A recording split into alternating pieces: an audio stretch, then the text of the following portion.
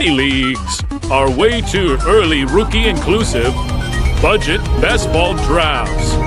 These leagues draft early and end early, allowing you to focus on your fantasy football playoffs later in the season.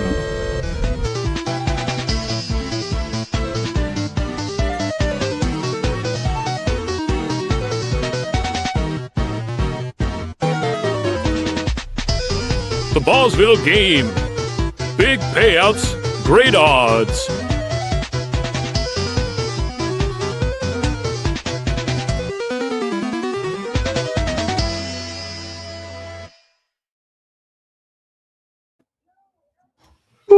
Oh, man. Yeah, all right, man. We keep cranking these intros out. They're a lot of fun to make, guys. Awesome. How we doing tonight? What's up? Welcome to the Ballsville podcast. This is episode 406. We're well into the off season. We got a lot of things going on. We have a great show tonight with some pretty cool topics. But before we get into it, let's introduce our co-host, Mr. Sorry for Cussing, Christopher. How you doing tonight? I'm doing great. We're well into the off season. Combines next week. Let's go.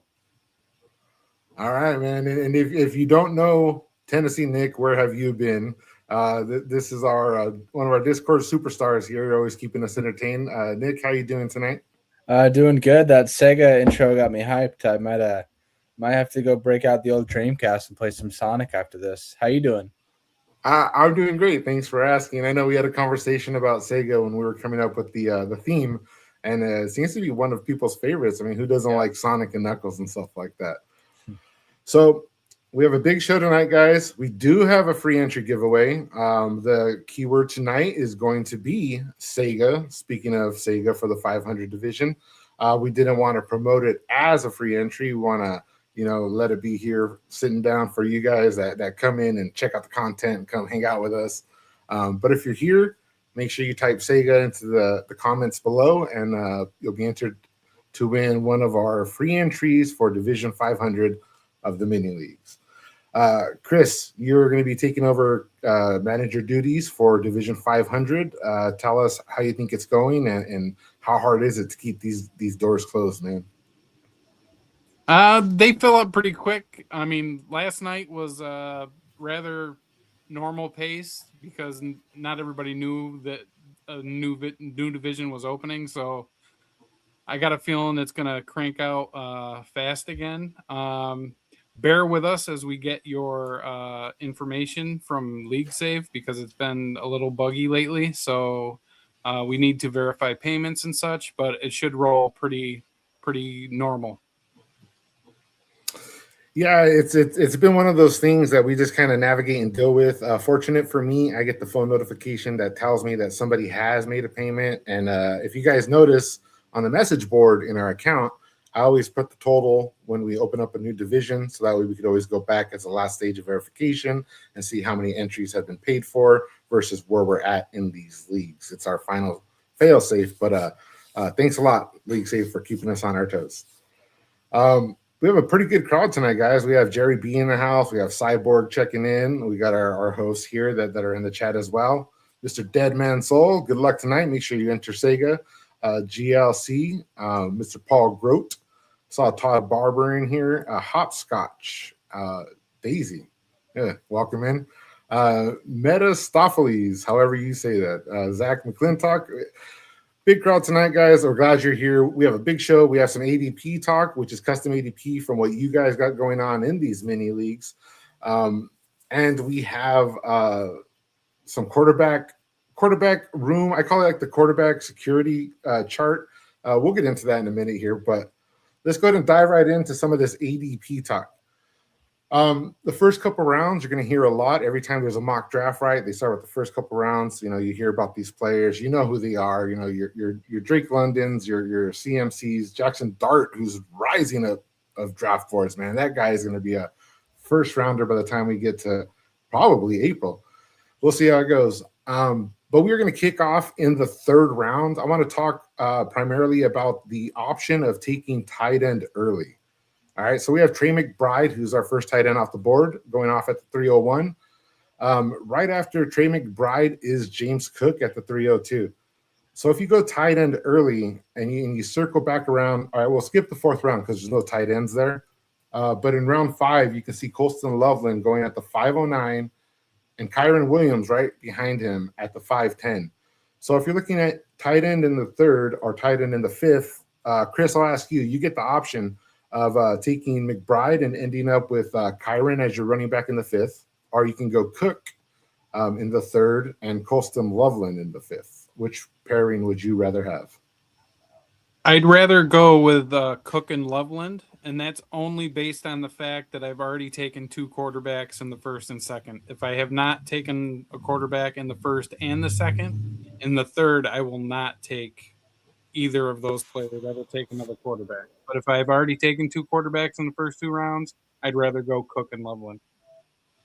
So are you saying that your approach this year is aiming to take 2 stud quarterbacks? 2 studs at least, because of the uncertainty at the quarterback position. Like you said before, we've got eight teams with quarterbacks that aren't certain who's going to be their starter. So we've got 12 teams, and that leaves 24 starters that are locked in, basically. So if you can get Yep. 3 of them, you're already knocking somebody for a loop otherwise in the league. So that's how I think of it. And you said it right there. The magical number is 24, guys. There are 24 secure, well, seemingly secure quarterbacks at the moment. And 1 or 2 of them, maybe they're not as secure as they seem. Going into the next set, if we skip past Loveland, we come down to round 7, where we have Tyler Warren going at the 702, and right after him is Travis Etienne. So we'll go to you, Nick. If you take Trey McBride in the 3rd, you end up with Travis Etienne in the 7th. Do you like that better than James Cook and Tyler Warren in the 7th? I probably would say I would probably lean James Cook and Warren. McBride and Etienne are really good, but you're kind of sacrificing caliber of a running back just for a superstar tight end. So why not have a little mix of both? And I feel like Cook and Loveland are kind of, or is it Loveland or Warren? It would be Warren and Cook. Okay, yeah, I'd rather do Warren and Cook. Just because Warren, he's no McBride, but Cook is better than Etienne in my opinion. So it kind of all evens out. But it all just comes down to your depth of running backs. I like doing the same strategy that Chris said, drafting quarterbacks early. I've always been a really real good strategy of mine, but I feel like the downside is after that you really gotta be thinking running back, because running back and quarterback are the 2 top positions that are most desirable in fantasy football, in my opinion. Yeah, I think you're right. It's the first to fade for me this year. It feels like if you want a stud running back by round 6, it starts to dry up. And if you have the option of snagging one of those anchor quarterbacks, and then what I've been doing lately is grabbing a lot of these dart throws of who I think is going to take the job out of these other 8 teams with the insecurities. Yeah. Do you like Chris's strategy of building those 2 stud quarterbacks off the bat if you can? I do. Normally, if I have like an early pick, like a 1-1 or a 1-2 or even 1-3, I like to go quarterback, and then just draft like a running back at the 3rd on the turn.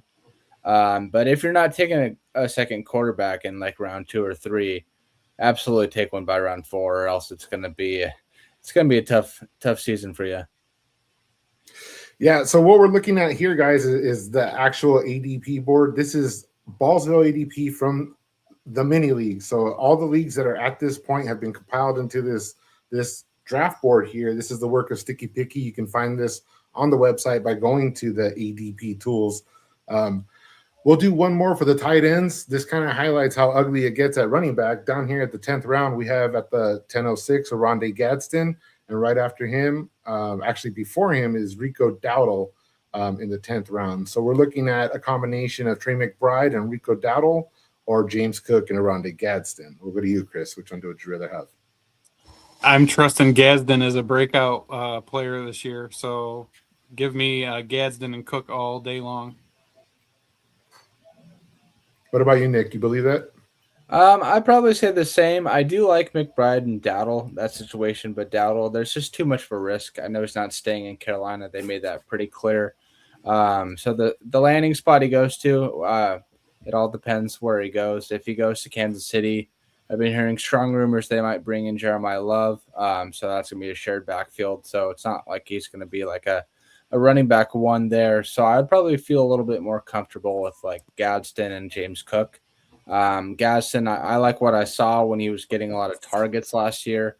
I know Herbert broke his wrist and wasn't 100% towards the end of the year, but I like that, and I like the younger tight end in Gadsden.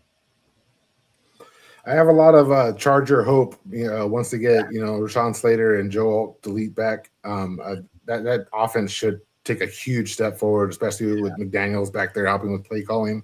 I mean, there's a lot to look forward to, and there might be a Gadsden breakout year loading up right now.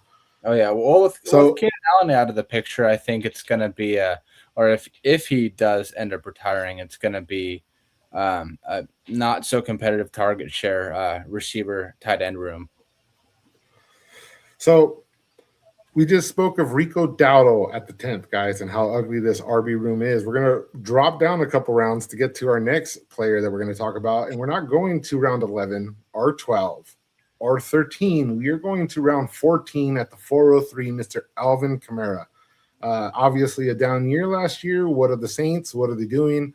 They have a lot of work to be done on that roster. Do they bring him back? Does he go somewhere else? Does he just step away?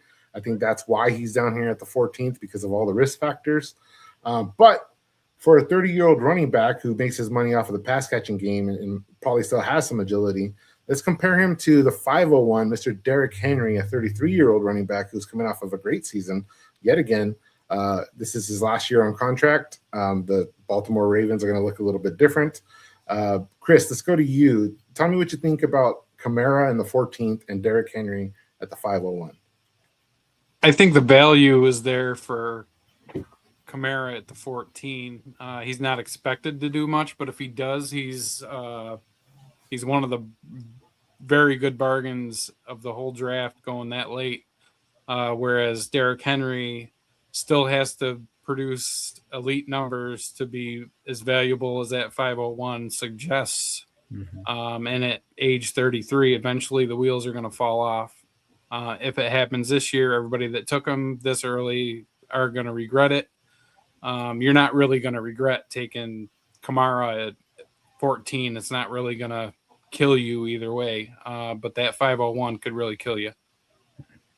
Yeah, that's a good point. You have anything to add on to that, Nick? We have Josh Jacobs, Ken Walker, Scadaboo, Kyron Williams, and Travion Henderson going after Derrick Henry in round 5. I think it's not a bad pick, but I think you're just, again, he's going to be 33 next year. He's going to be he's a workhorse. It's been proven pretty much his whole career. But yeah, there's just a lot of risk at that 501 drafting him there, but I think it pays off. But again, it's 33. Those legs aren't getting any younger, So I think I would be more confident with the value of drafting like Kamara in the 14th and just maybe passing on Henry right there and getting somebody like Scadabo or even Walker. I would say Jacobs, but he's kind of in the same boat in my opinion. I know he's younger than Henry, but I think he's injury prone. I think you make a good point. If he holds up, I think if you're drafting him at the 501, you're kind of drafting him pretty much where I would expect his ceiling to be if he hits it. I think there's a lot of risk there. If I'm using Chris's strategy and I'm going quarterback, I'm probably taking running back a little bit sooner to get an anchor running back and then nailing receiver around this time. And I only take one of these tight ends if they fall. If I get some value, if I get like a Bowers in the 4th or something, I'll scoop that up.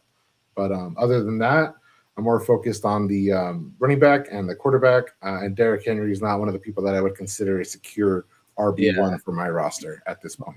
Well, he's a beast, but when's the last time there's been a 32 going to be 33-year-old running back in the league, and everybody's like, oh, I better take him.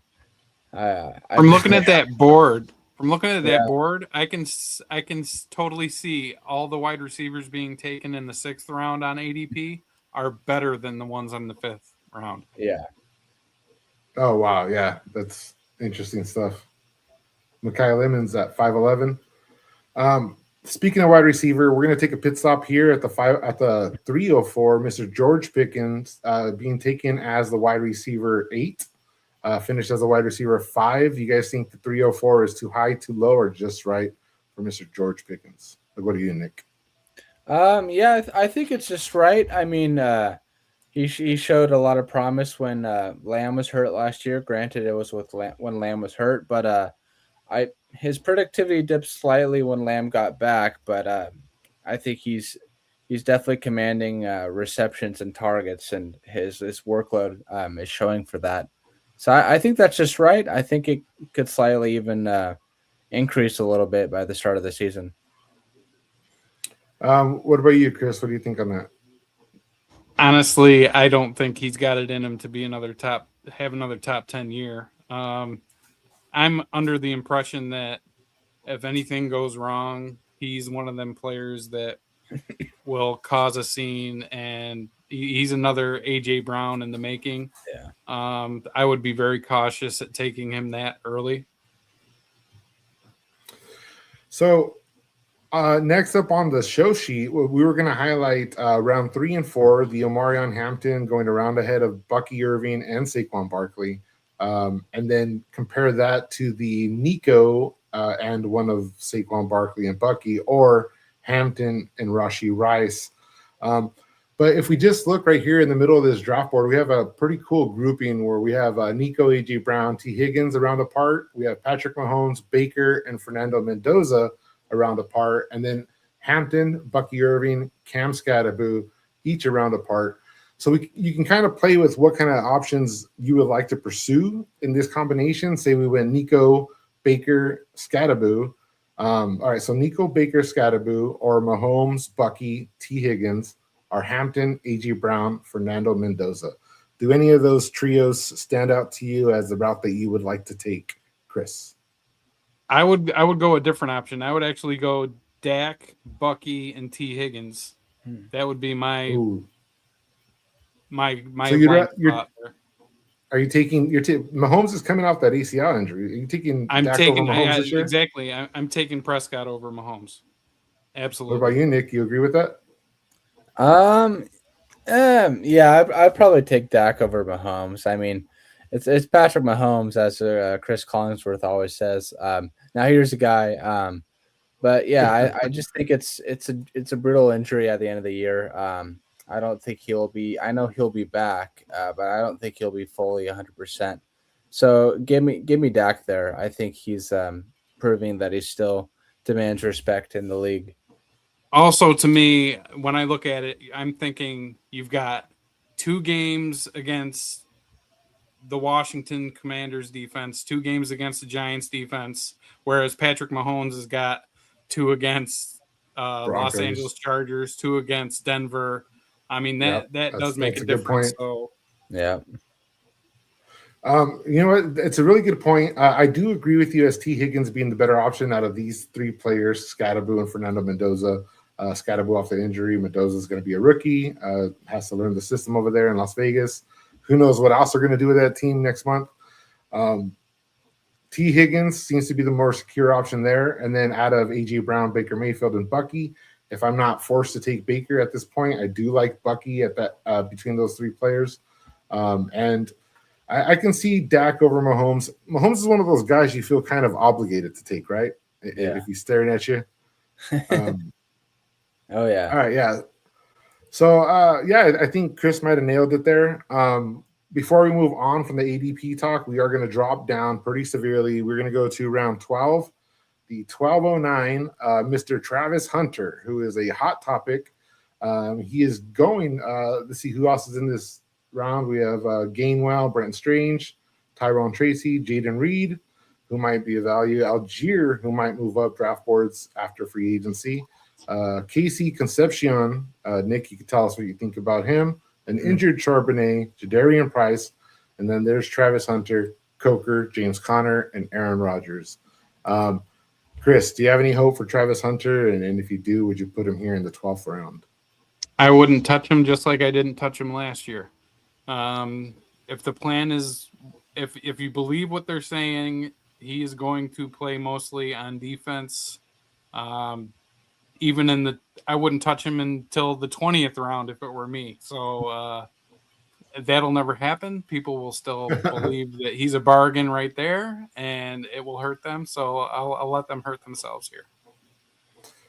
Nick, and the next round, we have Josh Down, Matthew Golden, Debo Samuel, Jamari DK, Tyreek Hill, and Jalen McMillan. How many of those receivers are you taking before you take Travis Hunter? Probably all of them except Tyreek. Just since I don't really know Tyreek's status. I mean, McMillan's a little bit of a. I mean, he could be going in as a wide receiver 3. He could be going in as wide receiver 4. Which one is it? But yeah, I mean, I do like Travis Hunter. I would keep him if anybody plays IDP leagues, if that tickles your fancy at all. But yeah, you know, they say bad receivers, bad hands. They play cornerback. But I know he's a unicorn. So yeah, I think I took him in one mini league, and then I saw that tweet that they were rumored to put him full time on defense. Yeah, I don't really have any faith in Hunter. And he's also coming off of a pretty gruesome injury, if I recall right. All right, guys. So I want to point out the Denver receivers at the 809. We have Cortland Sutton, who I think we all kind of, you know, if he stays there, he's the wide receiver 1. You know, but down here at the 1406, we have Troy Franklin. A round later, we have Pat Bryant, and then 2 rounds later, in the 17th, at the very end, we have Marvin Mims. Do you guys have any of these guys on your roster from Denver, and who is it? I don't have any of them, but I have seen Franklin get taken. He's actually going up the board a little bit from where he was. Nick, do you have any stock in any of these Denver receivers, and primarily who? I think I have stock of like 2 or 3 leagues. I have Marvin Mims. I just like what I see. I mean, Sutton, he's always been pretty good. I've just never really been a huge fan. But I do like Troy Franklin. And I know he has good chemistry with Bo Nix. They played together at Oregon in college. I think he's going to start shining pretty soon. It's just kind of, it's like an oddly competitive wide receiver room, even though they have like one standout wide receiver 1 and the rest are like 3s. Yeah, I agree with you. It's not, I don't rush to take stock in these players, but if I had to choose one, I think it is going to be Franklin, and going in the 14th round. I do have a couple shares of them, because if I build my team, like say I'm feeding off those early quarterbacks like Chris, and then shoring up my running back, and maybe I took a tight end, so my receivers aren't really elite. In these rounds, when we get to the teens, I lean heavily into my weakest position and gather as many players as I can. So if I'm weak at receiver, that's a situation where I am going after Troy Franklin, and he will make my rosters. Coming down a little further on the list into the 19th round, we have at the very end 1910 and 1912. We have Keon Coleman and Calvin Ridley. Chris, we'll go to you first. Is there any hope for these players, and any chance you're taking any of them at that point? I'm not taking Ridley at all, but I'll take Coleman.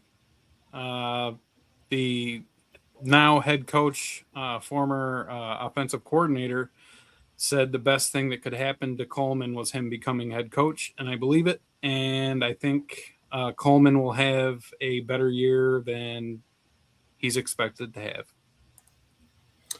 All right, I'm going to skip that question for you, Nick. I'm going to go all the way down the board. We're going to rounds 24 and 25. 2402 is the Cleveland receiver Isaiah Bond, and 2508 is another one, Cedric Tillman, who showed us flashes a couple years ago before a bizarre concussion ended his season. Do you have any of these players, and do you have any hope of these players? And do you see Jerry Jeudy as a wide receiver 1 in Cleveland? Thankfully, I don't think I have. I don't think I have any shares of these guys in all of my leagues, mini leagues, and dynasty. But I mean, it all depends on what they'll do. Like if they'll stay with Shador or if they'll bring in another quarterback. I mean, it's Cleveland. You can't bet against them taking one in the draft, even though it's kind of ill advised.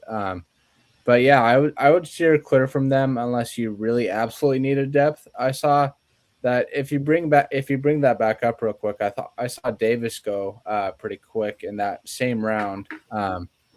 And I really like Ray Davis. I like what he does in Buffalo. It's only time before he becomes a true running back too. Right there at 2401, right before Isaiah Bond. Uh-huh.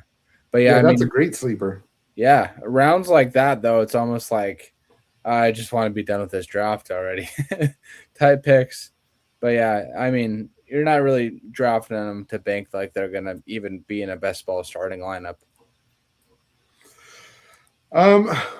I did have some Cedric Tillman stock in the past, and when he had his little stretch, I got offered a second one of my leagues, and I turned it down, and that was the last time I ever heard the name Cedric Tillman. So maybe we should have done that. So we're gonna move on, guys, to the next thing. We want to say a shout out to some of the people that have joined: Grizz Tony, C Sims. Chris, you said mini league goat. Yeah, he is. We talked about that last week and how he's had success there. Not in as many this year, so we'll see if he gets dethroned there. Short Stacks in, Mrs. Francis is in, and you guys make sure you're entering Sega for your chance to win. We have 14 entries so far. All right, so the next thing we're going to get into, guys, is a custom little graph that I made. This is what I've had kind of in my head when I do drafting, with more check marks because it's more filled out internally. But we're going to build this together on the podcast. So over the next couple weeks, we're going to revisit this. And what this is just a little chart. We'll go AFC North here, the Ravens. We have quarterback security with Lamar Jackson, Joe Burrow for the Bengals, but there's no check mark for the Steelers, for the Browns. We're going to get into that in a little bit. But Chris, the win totals came out today, right? Yes, they did. They absolutely did. All right. We're going to pull up the AFC North and go ahead and tell me what you think of these win totals. This division is pretty close. If I had to say anything about this, I'd say that I think they're still overvaluing the Bengals. That defense, as it stands, is still the worst in the league. The Ravens, I think they're underselling them. I think they could easily hit 11 or more. The Steelers, they're the tryhards, but if Rodgers doesn't come back, you might as well hit that under right now and call it a day. That's how I see this one going. What about you, Nick? How do you like that 6.5 wins for the Browns? Are you taking the over or under on that? Probably under. I don't like any of it. I think they're really overhyping the Ravens, in my opinion. I mean, the Bengals, I could see them getting 9, maybe 10 wins. I mean, they've had historically one of the worst defenses for like almost 6-7 years now. That includes when they almost beat the Rams in the Super Bowl. They didn't have that good of a defense. But yeah, I think this will be one of the divisions not to be super hyped on going into next year. Yeah, and they might lose Hendrickson to free agency there too, right? Yep. I think he wanted out last season, didn't really make it. We'll move out to the AFC South. We have the Texans. We know it's going to be Stroud. We have the Colts. No certainty there, guys. We'll talk about that. We have Lawrence for the Jags, and we have Cam Ward for the Titans. Win totals.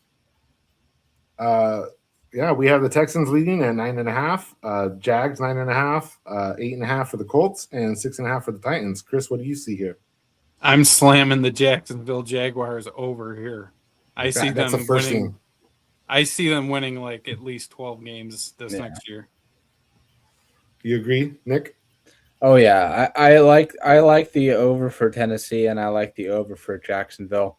I think Cam Ward progresses significantly his sophomore year, and I think Jacksonville, easily wins 12 or 13 games. I do think the Colts they're going to struggle a little bit next year, but I think they would be foolish if they didn't bring back Danny Dimes. He gave them a great. I mean, granted they crumbled and he got hurt, but he gave him a really good start to the season.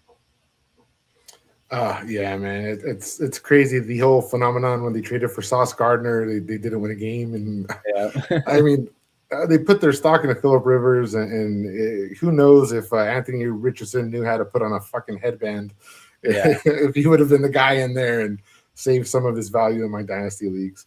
Yeah. You guys can give your opinion. Comments are open. Tell us what you think about these win totals. We'll move on to the AFC East. We have the Bills. We all know who the quarterback is there. The Dolphins without security. The Patriots, Drake May, Mr. 102, 103 himself, and the Jets with an open quarterback room. The AFC East win totals. We'll go to you first, Nick. What do you think here? We have Bills with 10.5, Patriots with 10.5, Jets with 5.5, and 4.5 for the Dolphins. Ooh, I'm smashing even though I don't like it, I'm smashing the Dolphins over 4.5, and I think I'm smashing the New England over 10.5.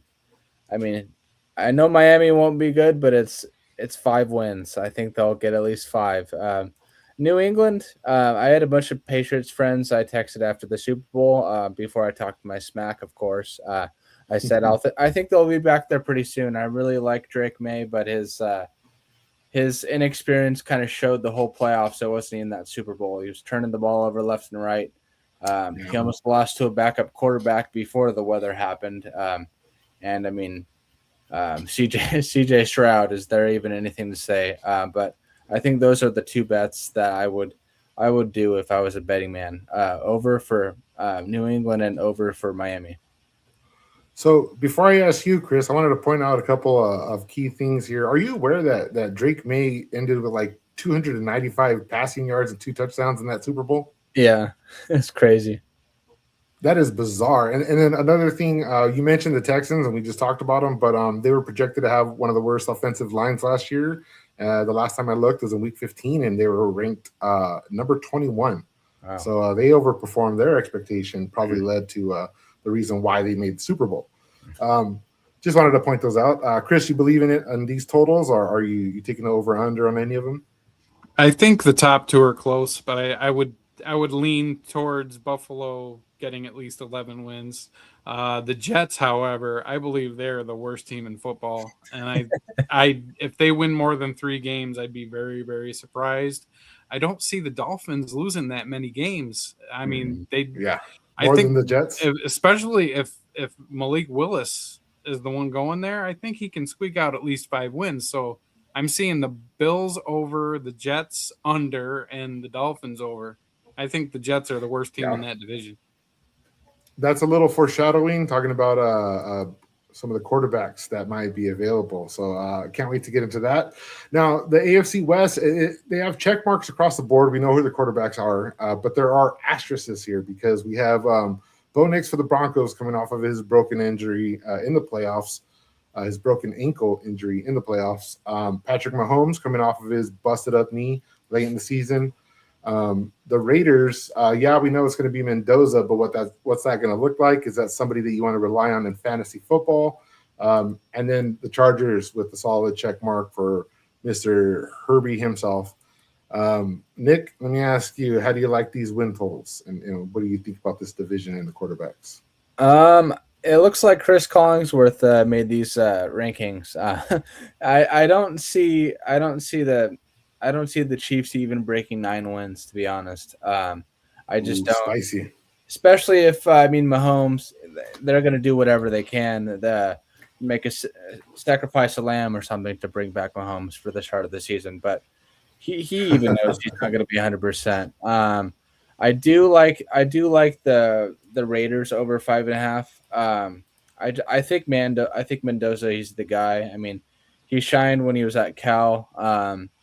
He learned that Indiana playbook. I mean, they got to the playoffs his first year there, and I mean they won the championship this season. So I think he's a good fit for them. He's a great system for him, and I think he's going to make Brock Bauer shine. I was recently checking Sticky Picky's tools, and I actually have like 8 shares of Mendoza already in this pool that are way too early, and I have 9 shares of Bowers in all my fantasy football leagues. So I've been taking that stack whenever and wherever I can. So I like the under on Kansas City, and I like the over on Las Vegas. All right, Chris, I have a 2-part question for you. Let's do this first one real quick. What do you think of these over-unders here? Kansas City's way too much, so they're going under. I think the Chargers are a little low too. I can see them winning 12 games if we're assuming that their offensive line is going to be healthy this year. The Broncos are right around where I see them. It's going to be tough to compete with the Chargers. I think this year they're the class of the division, but they could get to 10. But it's just too close for me to say. And the Raiders are the Raiders. I think they're probably right around there, but I wouldn't be surprised if they won only 4 or 5 games. So give me the under slightly on that one too. So it's pretty interesting to see the Broncos being touted as a third in that division. I do see a clear path, like we talked about that O-line, and a lot of pieces coming together. We've seen flashes from Gadsden, from Quentin Johnson. I think Ladd's being undervalued in ADP right now. Keep it a secret. But I could easily see the Chargers moving ahead of the Chiefs here. I think we all kind of want their legacy to be over. We'll see. Yeah. The second part of the question for you, Chris, we have Bo Nix for the Broncos, Mahomes for the Chiefs, coming off an injury for both of them, and Mendoza, a new player in the NFL. Do you have any of these quarterbacks as part of your quarterbacks early, or are these people you're avoiding? Avoiding all 3 of them. In fact, I'd say Herbert is my number 1 guy. I mean, I've got the most shares of Herbert and Dart, both at 16 right now. Yeah. Oh man, my dynasty squads love to hear that, man. I have a lot of Herbert in dynasty. Okay, guys, we'll kind of bounce it off one each for the next ones. The NFC North we'll go to. We have the Bears. We know it's Caleb. Jordan Love for the Packers. Lions. We know it's Goff. But for the Vikings, is it JJ McCarthy? Is it not? For the NFC North, we'll go to you, Nick, for the win totals here. Tell us what you think. Yeah, I mean, for this one, I definitely think Chicago slightly being slept on, and I think Detroit is being overhyped a little bit. You could tell Dan Campbell was struggling without Ben Johnson there. That's pretty obvious. I think the Vikings, they're definitely going to bring in, or at least I would hope, they'd bring in competition. I could see Kirk Cousins maybe having a reunion there. I mean, yes, Atlanta looks like they want to part ways with him, and I mean, 2 years in, pretty much only one season. I don't really like what I've seen with JJ McCarthy, especially how underutilized Justin Jefferson was last year. But I think that's a really high number. I don't see them winning anything over 8 games, and I don't see. I don't know if I see Detroit winning 11 games. So give me the under for those. Chris, I'll ask you just about the Bears. You taking the over or under on that 9.5? Over. They're almost like the Jacksonville Jaguars to me. I think they're going to be right up there with about 12 wins. Yeah, and I'm not quite certain about this, but I do believe they had one of the younger defenses last I checked, or last I heard about their defense, so that they have a lot of coming together to do. Chemistry is going to build. I don't think there's a lot of pieces moving. I'll find out and come back to that next week. But let's move over to the NFC South. We'll go to Chris. We have the Falcons, who's the quarterback there. The Panthers have Bryce Young. Tyler Shook earned himself another year for the Saints. And we know it's Baker for the Bucks with another new OC. But for the NFC South, we have these win totals. Chris, tell us what you see. Wow. I Ugly. think I see Carolina getting really disrespected. Yeah, I think they're on their way up. Honestly, it'd be hard for me to take the under on any of these, but I would definitely take the over on Carolina. I like that. I like that. 7 wins to hit. I think that's a pretty solid one. Nick, you have anything to elaborate? I think Carolina is getting mad disrespected right here. I think Chuba he gains his spot back next year, and maybe Jonathan Brooks doesn't get hurt this offseason and makes a big name for himself. But yeah, I see them getting easily over 6.5 wins. I think New Orleans would be a fun team to watch next year. I'd be confident betting the over on both of those. I think it's going to happen. All these teams hit, but I'd feel the most confident with New Orleans or Carolina. I'll tell you what, guys. Looking at these win totals and the way that they're laid out, I see a real opportunity for another Ballsville mini game. Maybe we put these out there and we'll let you guys fill out your cards and you put how you think these divisions are going to stack out. And for every team you get right, you get a point. Most points wins, and we put a little bit of some free money at the end of that. How does that sound? Great idea. Great idea. I love it. Yeah, because these graphics are beautiful, and there's no reason why we can't just emulate them and make it, something for the players. We're gonna go back to Nick for the NFC West because we know Chris wants the East. All right, here we go. Cardinals, no quarterback security.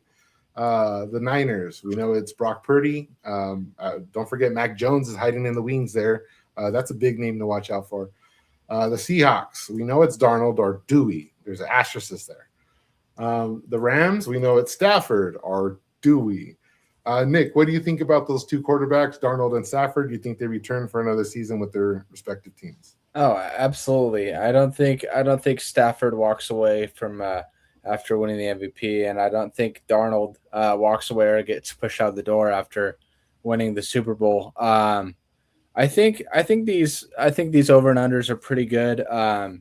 I think Arizona I think they're going to get more than 4.5 wins. I think they'll get last place in the division, but I think they'll get last. And I know Chris and I were talking before this. I think they either give Brissett another job or another chance to start, or they bring in. I could see somebody like Tua or Justin Fields coming in. Honestly, fits their scheme perfectly. And I know not in the division, but we were talking about Miami earlier. I actually kind of liked what I saw when they had Ewers start the last couple games. So yes. I wouldn't be surprised if he remains starter, to be honest. I'm glad you said that name because Quinn Ewers is somebody, if you're in these dynasty leagues, we have such deep rosters. Yeah. But that's a name you can go and check your waiver wire for because he is buried. It's the same thing that happened when the league's rolled over and there's players like Kobe Parkinson who maybe they're not too valuable, but you can go get them for free at that point. So if Quinn Ewers is one of those players, look to your waiver wire. Chris, you have anything to add on with these win totals? I know that this division is going to beat the hell out of each other. Always. The thing that scares me with this is San Francisco playing 2 international games. You never know how that's going to play out with the travel and such. I would slightly say that they might be the team that gets beat on a little more out of the top 3. I would go slightly over with the Seahawks and the Rams. 49ers just slightly under. I think all 3 teams could make the playoffs again. I agree. And I'll say Matthew Stafford is one of those people, every time he finishes the season, I go, good for you, man. Good for you. It's brutal out there. Yeah. All right, for the NFC East, this might be the division that we want to watch this year. We have Dak and the Cowboys with his 2 receivers. We have Jackson Dart with the Giants. We know he's going to be there. Jalen Hurts with the Eagles, and our man Jaden Daniels looking to bounce back for the Commanders. Chris, Jackson Dart is the what quarterback in this division out of the 4? By the end of the season, he will be the number 1 in that division. Bam! You heard it here, guys. Yeah. Going off of Dynasty ADP, he is number 2 behind Daniels. But I've seen him go ahead of Jalen Hurts. let's go. Win totals for this division: 7.5 for your Giants. What do you think about that? I'm getting them at least to 8, so take the over. I'm also taking the under on Philly. They're not winning the division this year. It will be one of the other 3 teams in the division. Philly comes down, Giants go up. All right. What do you think, Nick? Do you agree? Yeah, I honestly, it might be a hot take. You might want to quote me, but I could see New York winning the division. I think they're going to have a stellar season next year. I think Jackson Dart is going to prove that he's easily a top 5 quarterback in the league. I'd be confident to say that over on that one. Definitely under for Philadelphia. I think Washington could be sneaky good next year. I know we talked about him earlier, but I think Concepcion would fit really well in that system. I liked what I saw at Texas A&M from him, and yeah, he had almost like 950 yards last year and like 9 touchdowns. I think he's the type of guy for Jaden Daniels. So we have the rookies coming in, guys. We also have NFL free agents. I'm going to name them off right now because we are kind of dragging behind on time and we have a lot to get into still. Chris, I'll ask you first. Our NFL free agents leading the way is Sam Darnold, Daniel Jones, and we also have Malik Willis, who we talked about.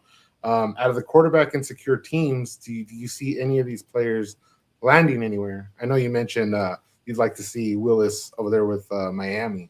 Yeah, Willis to Miami. You might as well. I'm pretty certain that's going to happen. So the other 2 are staying right at home, and Willis is going to Miami. Okay, Nick, we talked about the Jags. We talked about the Seahawks. For the running backs, we have Mr. Ken Walker. We have Travis Etienne. We also have Breece Hall for the terrible Jets, who seem to want to keep him. And I threw Najee Harris in there coming off an injury just in case he might be a perceived value in ADP. Do you see these players going up or down next month after free agency? I think Walker's going to go up. I mean, just won the Super Bowl MVP. I think it was foolish of the Hawks not to tag him, but I think they're trying to get more of a bargain on him once the league rolls over. But I do like Walker there. I also like Etienne. I think he really bounced back last season. He's another guy. I don't see Jacksonville not paying the money to just keep him there. I don't think Tutin's ready for that sole running back 1 season, but only time will tell. So I think it's a bizarre indifference here with Travis Etienne. If he stays in Jacksonville, I think his value looks better than if he leaves. Mm-hmm. And I think the opposite for Breece Hall. If he leaves the Jets, he's got a 31 out of 32 chance of landing somewhere better. And if he stays, his value goes down. So that'll be something to watch. I'm very interested in Breece Hall. I have a lot of them in Dynasty, and I'm hoping he moves on. For the receivers, Chris, will come to you. We have George Pickens, who is likely to stay in Dallas from what we see. We also have Alec Pierce and Mike Evans, who may or may not remain a Buck. What do you think? Alec Pierce is probably my favorite wide receiver that's a free agent this year. I'm actually hoping he goes to the Giants if they can't come to a deal for Wan'Dale. Give me Pierce. Only because of the hometown. I mean, he's got experience with Dart already. And with Neighbors coming back, I think that would be great for them to both be out there at the same time. But, I mean, if he does leave, give me Pierce all day. So I know a lot of people like to say, the Bills is the promised land for these receivers. But the way that Alec Pierce plays and wins, I think is a hand-in-glove fit for what Josh Allen likes to do. I really like that. Nick, I'll ask you, if you see Alec Pierce in Buffalo, would you like that a little bit better or worse than seeing Wan'Dale Robinson go to Buffalo? His name should be on here. That's interesting. Yeah,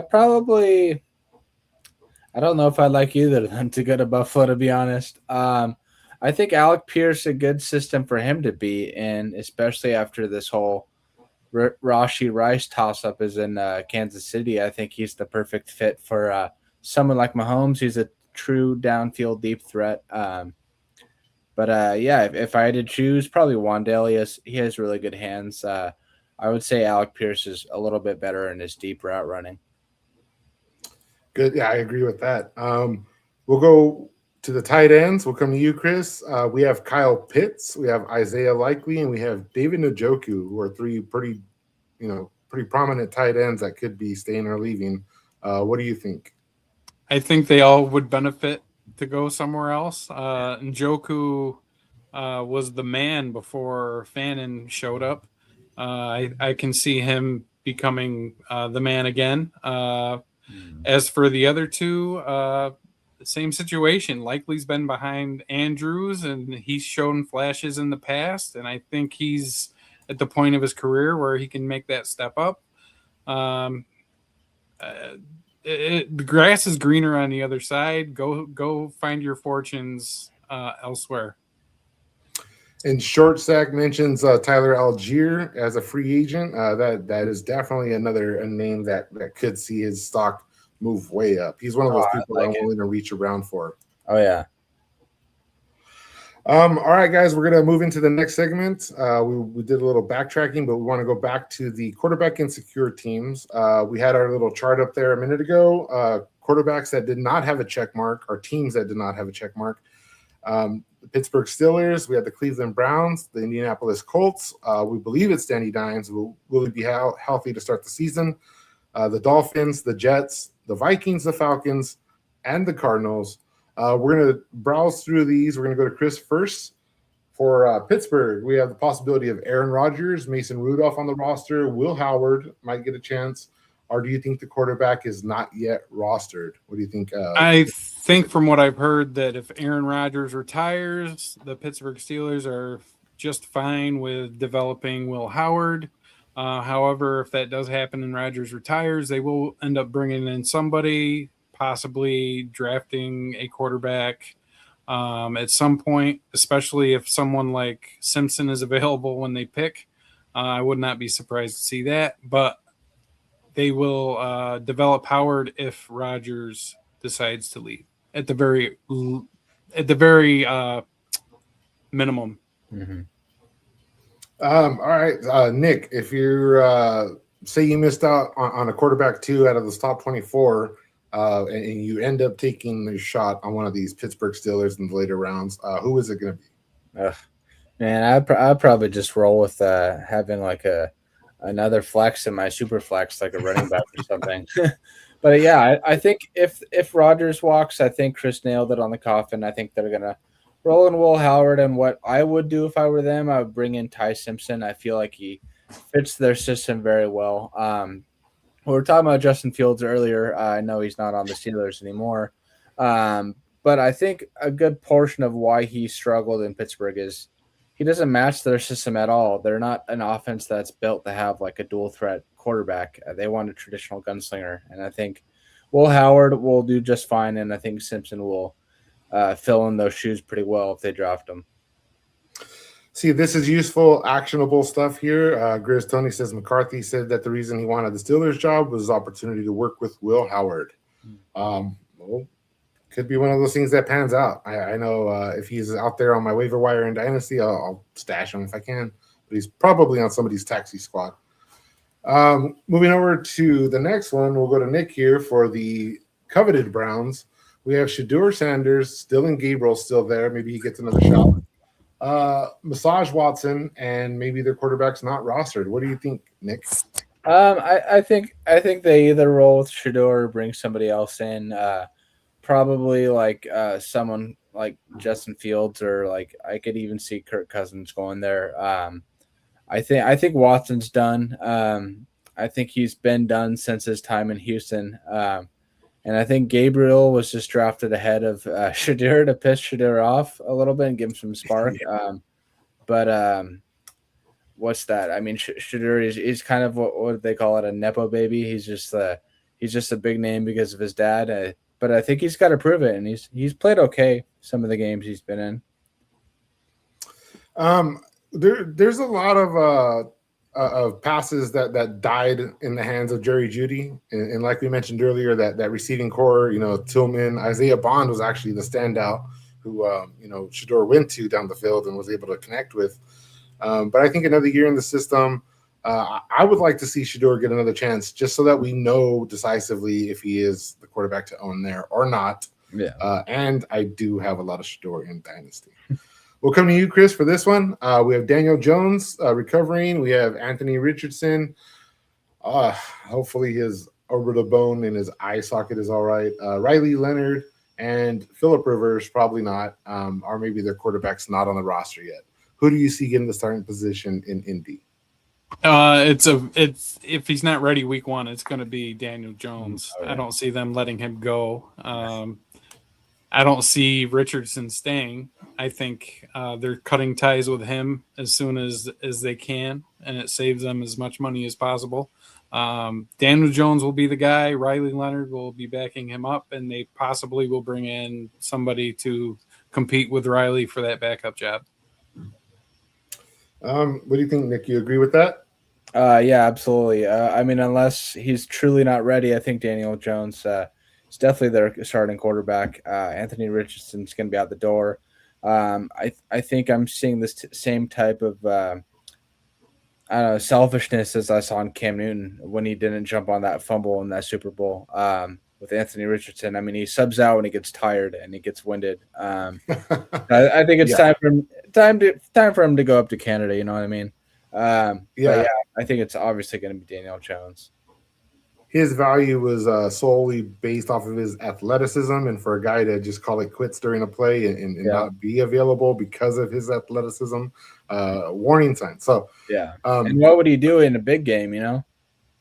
If he ever got to one. Yeah. So exactly. I'm fortunate. Sarah, you said you'd be listening. If you're listening right before last year, after making a horrible trade to acquire Anthony Richardson and Dalton Kincaid, I then traded Richardson to Sarah for one Chris Olave. And it was a move that I'm really glad I made because you talk about quarterbacks in the dumpster. I mean, him on the Browns, no, there's no win there.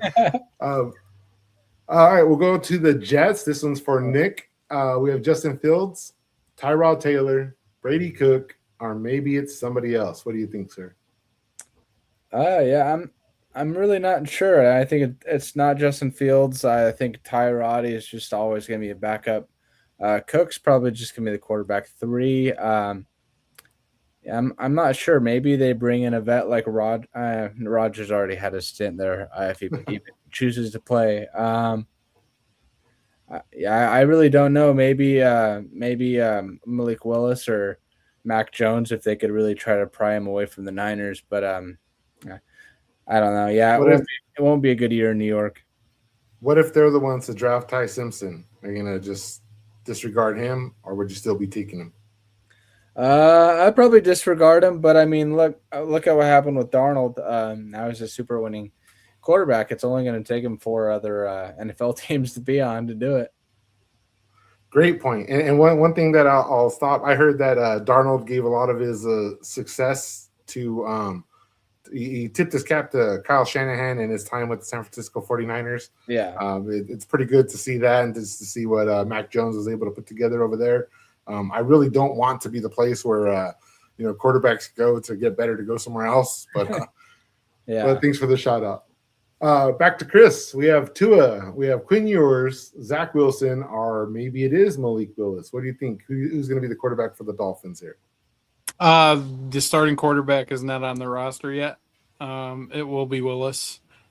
Tua will be gone. The others, they're just fighting for the backup spot.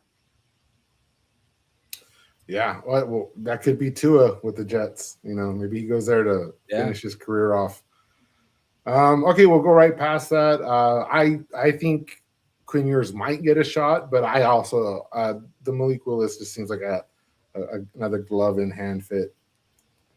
Back to you, Nick. We have JJ McCarthy and Carson Wentz, who I realized when I was researching this that he's there. What a picture, man. Or maybe it's just another quarterback. Maybe it is Kirk Cousins. What do you think? I think he's not. I think it's not pictured yet. I think Minnesota, even last year, they were already wanting to bring in competition for McCarthy. So I think they have a reunion with Kirk Cousins. and yeah, get him involved, which would be pretty nice. Or he completes the destiny, and Aaron Rodgers goes to Minnesota, just like how Brett Favre did, Yeah, But yeah, I think it's definitely got to be competition with whoever they bring in with McCarthy. I think Wentz is going to be a backup for the remainder of his career. I mean, I would want that job if I was good enough, but sorry, Wentz, you're not starting anymore. So this is what I was just about to say. Mac Jones to Minnesota. I mean, that is you take a guy like that and go and surround him with that kind of firepower. That'd be nice. I think that would be nice. And then if you have McCarthy, just farewell to your dynasty value. And then going back to Chris, we have Michael Penix, who's coming off an injury as well. Easton Stick, who nobody hopes will be the starting quarterback. They let go of Kirk Cousins, so maybe they bring in somebody. Do you see anybody going over here to Atlanta to fill in for Penix, or do you think it'll be Penix? I think it will be. It'll end up being Penix's job, at least for the beginning of the year. Even if they bring someone in to compete, it will start the year out being Penix's job. If Penix can't win the job and they start out 2 games under 500 through 5 or 6 games, they'll make the switch. But Penix to start. Yeah. This isn't bad. If Penix isn't healthy, maybe they go with Jacoby Brissett for the first couple of weeks. We know we could do it. It'd be interesting to see what they do with Pitts. I have no idea. Who's the tight end too there? It's like, man, I'm not going to think of it. I don't know. It's just weird with Atlanta. It's they played really well when they had Schaub, when they had Matty Nice. Kirk Cousins shined both stints before Penix and afterwards. So it's like, I don't know why they try. I mean, Penix is fine for now, but if it's not broke, don't fix it. And they're trying to fix it. I think they just need a gunslinging quarterback who could occasionally jog if he needs to. But yeah, I mean, so go ahead. Penix was taken at pick 8, right? Wasn't he like the 8th overall pick and kind of blew everybody's mind? Yeah. And he went above. Didn't he go above Bo Nix? I think so. And they also signed Kirk Cousins to that massive contract right before. The year before. So, oh man, I mean, this is do or die. I think if Penix, if you throw him out there and he fails again, bye coaching staff. I mean, no, not even a year before, like a couple months before. Yeah, it was the same offseason. Yeah. Wow. Yeah.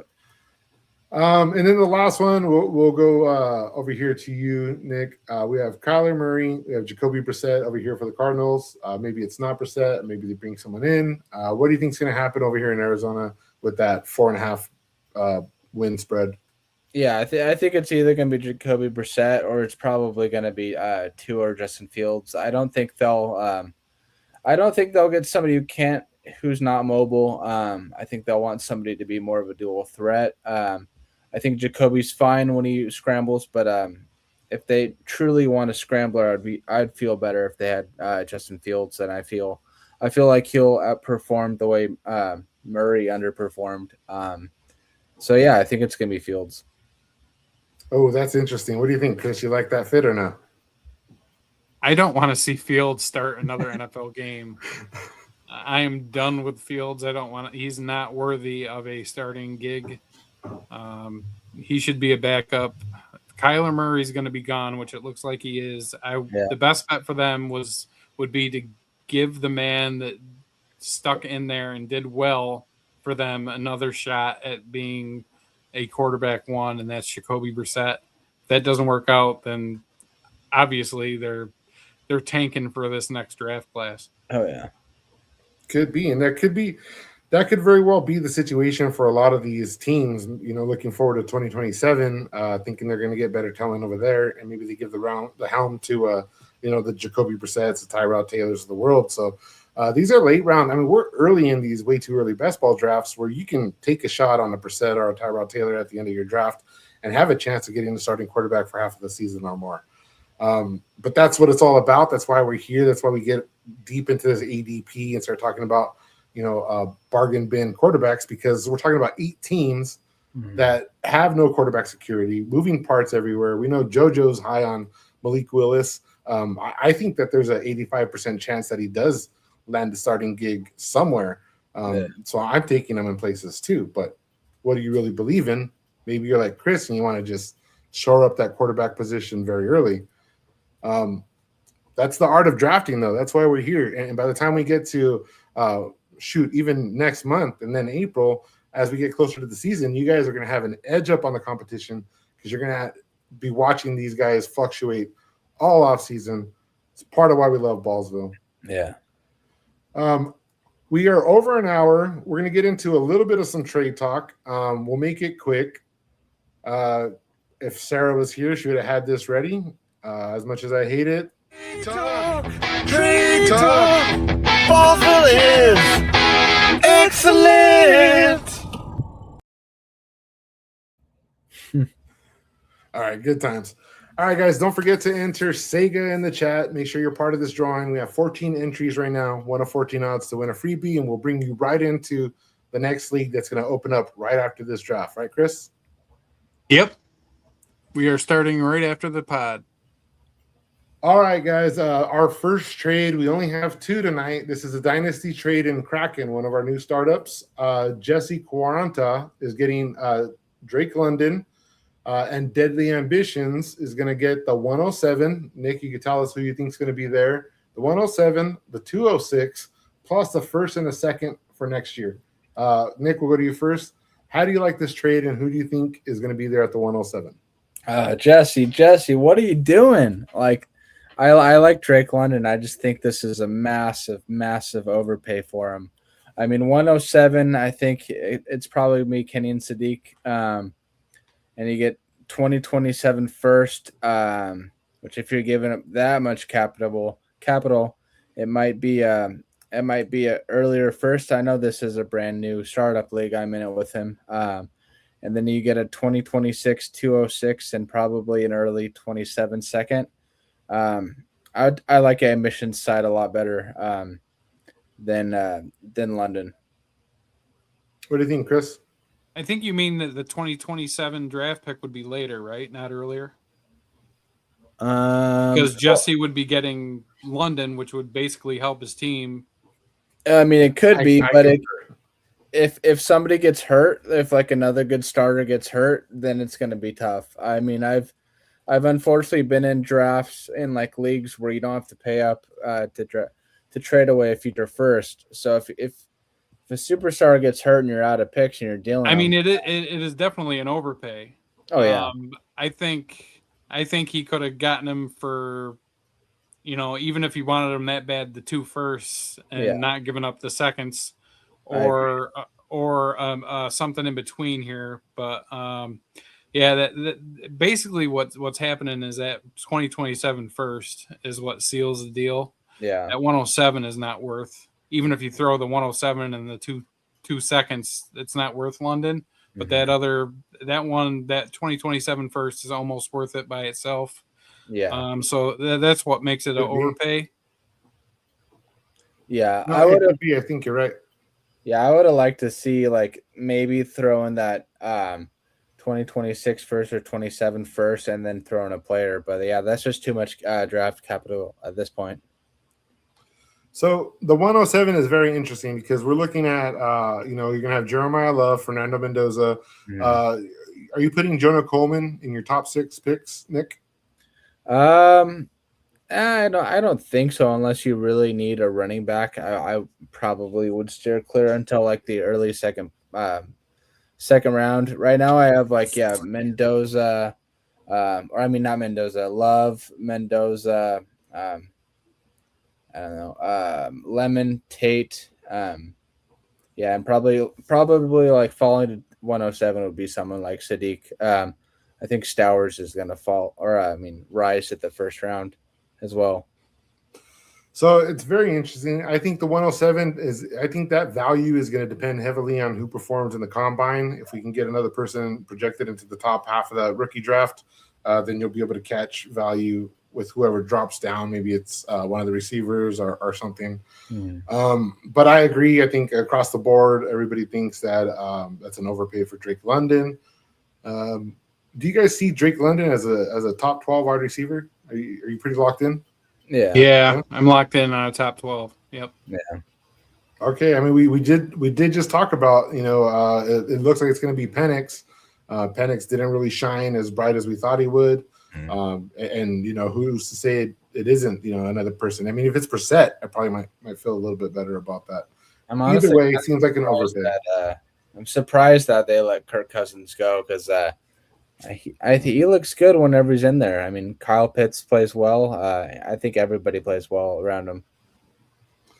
All right, guys, we have one more trade. This is coming out of Kujata. This is Drake May going to Zach Wilson fan, and Not Gooden gets Patrick Mahomes, the 107 again, and the 206.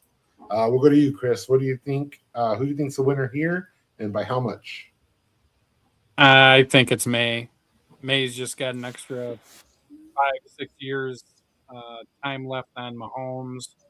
The 107, you never know if that's going to pan out, and the 206 probably won't. So for an extra 5 years of production, you're giving up 2 not surefire draft picks in Mahomes. I'd take the May side.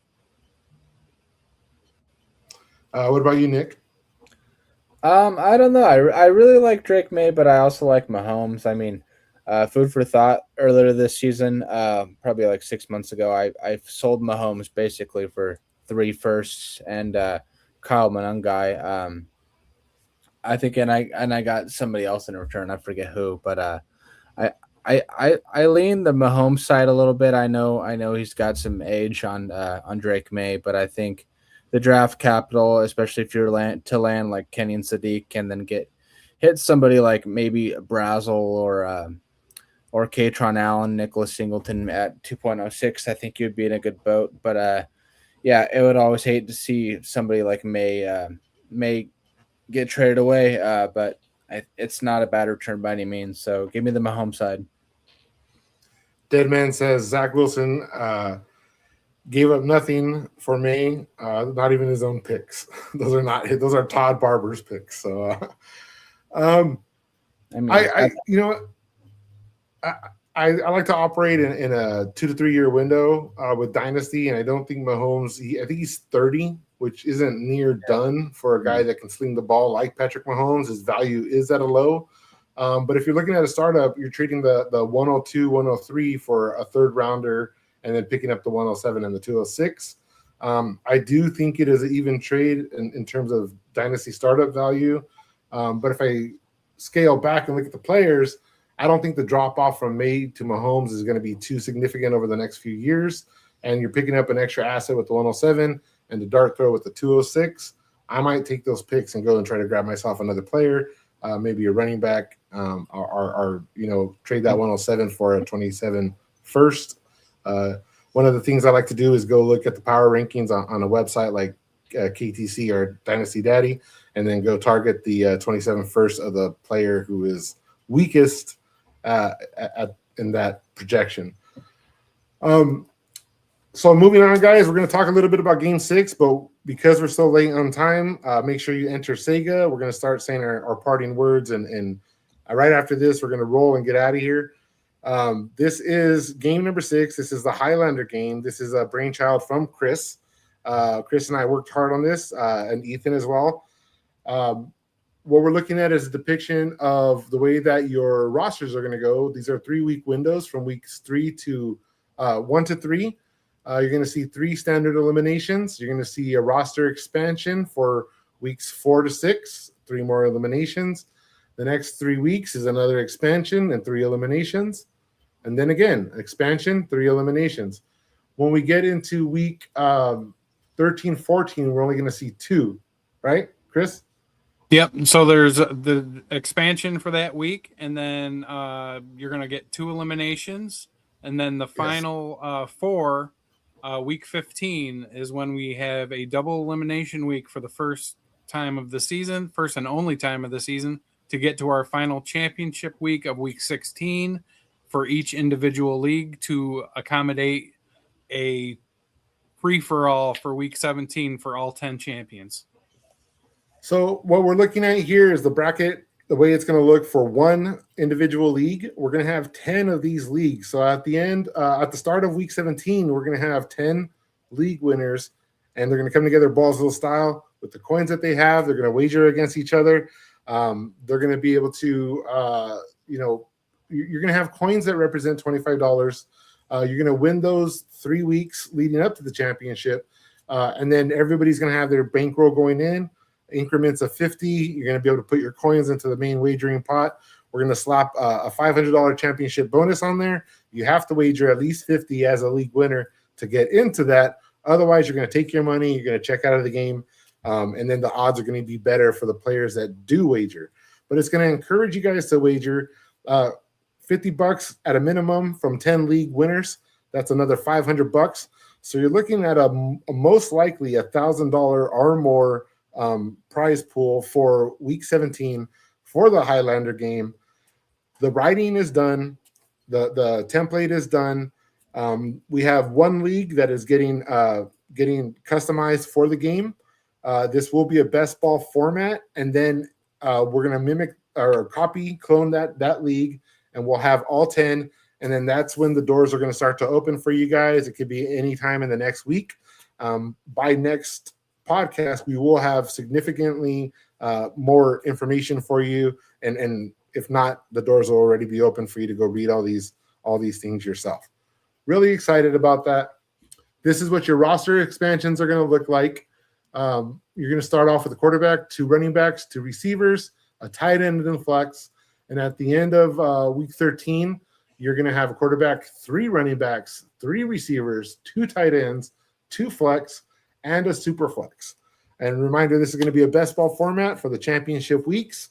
And we are going to lock the rosters at the end of week 14. Week 15. Right? Week 15. Week 15. So end of no week more, 15 going into 16. Yeah, so no more waiver claims at that point.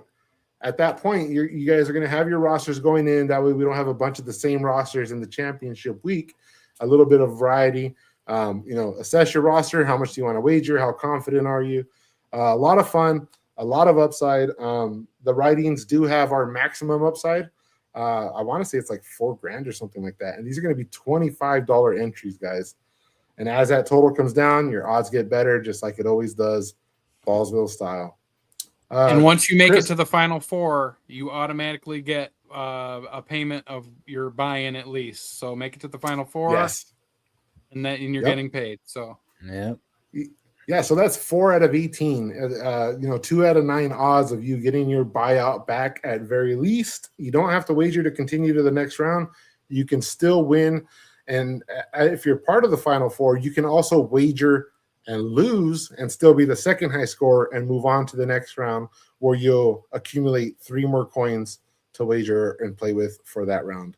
It's perfect because you can decide not to wager week 15, not decide to wager week 16, but then you can be like, I want to wager in week 17, and you've banked what you could have for week 15 and 16 without having to worry about not being able to wager week 17. What do you think about that, Nick? Does that sound pretty good to you? Yeah, I like it. I think it sounds like a lot of fun. I'll definitely be in a league or 2. I like the expanding rosters. I really do. And it sounds, a little bit more secure than the Gauntlet, but also a little bit more cutthroat at the same time. So I really like the odds of getting your money back because at that point, if you got lucky to get there, no harm, no foul. You got your dues back. But you get the option, and you can still advance and get lucky. You can still win a little bit extra.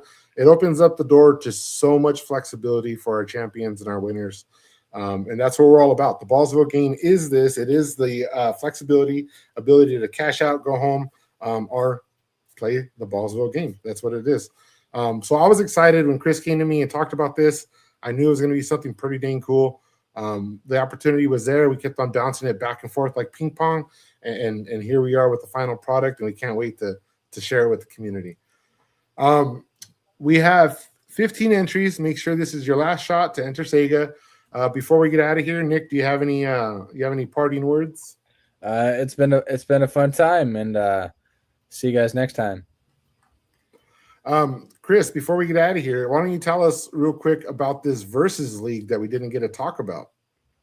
So the final two leagues in Division 5 will be a Ken versus Ryu setup where the winner will be determined by the highest scorer throughout in both leagues combined. So if you win one league but don't beat the top scorer of the other league, you end up with nada. But if you do win out of both leagues, you're the top in both leagues, you will get a bonus of an extra, I can't even remember what he said, but you're basically getting more than twice the amount that you would get just by winning one league, one regular mini league. So there's a good bonus. Yeah. It's going to basically be a 24-man league because it's between the two 12-team leagues. All right. So you can win your league and get nothing, but if you outscore the other league winner, like Chris said, you're gonna get a coin automatically entered into the championship, which is a $30 value. You're also going to get the other coin for your bankroll, so you get a bank 30, and Ballsville is going to slap an extra $20 on top of that. So if you win out of both of those leagues, that's a $50 payout and entry into the finals, where you can win the wagering pot. And we all know last year's winner won a whopping $760. Shout out to the Mean Machine. That's an $80 value right there. It's good stuff, guys. I'm sorry, you can't beat it. Plus the graphics are cool. So the way that you get into this, there is a poll in the hub. Go and vote in that poll. We're going to take all your names and we're going to draw on our wheel. And then the 22 players that get their entry drawn will be invited to come and play with us and take part in those bonus leagues. One of a kind thing that we're going to do here, just the Ballsville stuff that we always do, just like this free drawing. You guys ready? Let's do it. Absolutely. All right. Good luck, guys.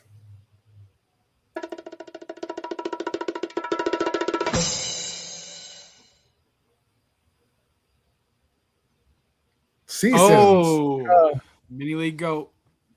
All right, C-Sims, we're going to jump in your DM and we're going to come and leave you with one of those free tickets. I'm not sure if he's gotten one this year, but they look like this.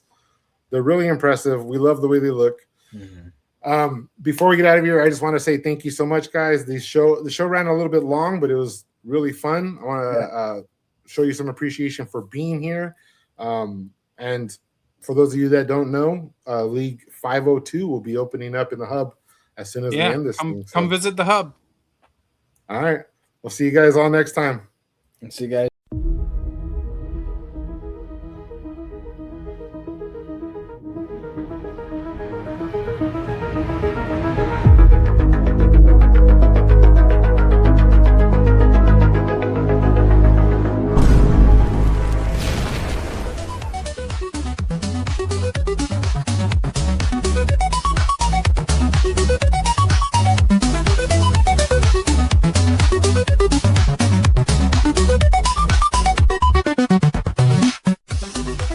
Leagues are way too early rookie inclusive budget best ball drafts. These leagues draft early and end early, allowing you to focus on your fantasy football playoffs later in the season.